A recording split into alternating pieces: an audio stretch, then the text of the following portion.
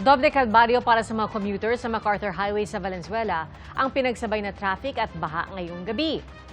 Saksi, si Jamie Santos. Traffic ang sumalubong sa amin sa bahaging ito ng MacArthur Highway, Barangay Dalandanan sa Valenzuela City ngayong gabi. Matapos ang malakas na pag-ulan, may mga kalsadang nalubog na naman sa baha. Kaya ilang motorista ang nag-aatubiling ilusong ang kanilang motor. Mahirap kasi mga bagong sasakyan ngayon, mahirap ilusong sa baha. Masasakit ulo mo. Oo, kasi yung maintenance nito.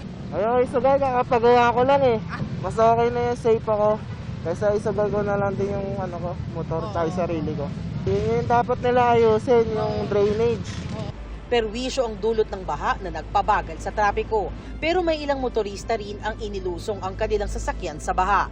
Dagdag sa pagbigat ng trapiko ang mga isnasagawang road construction sa lugar. Ang mga commuter naman hirap masakay. Lagi naman talaga yan na lang na ulan, ayun na, ang lalim na ng tubig. Sana nga, makagawaan ng paraan na hindi na magganitong laging baha ng baha. Ayon sa Pag-asa, asahan pa rin ang mga pag-ulan sa bansa kahit nakalabas na sa Philippine Area of Responsibility ang bagyong Jacinto. Ang trough o buntot nito umaabot at makakaapekto pa rin sa ilang bahagi ng bansa. Pinalalakas din ng bagyo ang habagat kaya magpapatuloy ang ulan sa ilang lugar.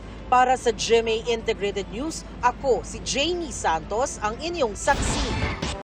Mga kapuso, maging una sa saksi. Mag-subscribe sa GMA Integrated News sa YouTube para sa iba't ibang balita.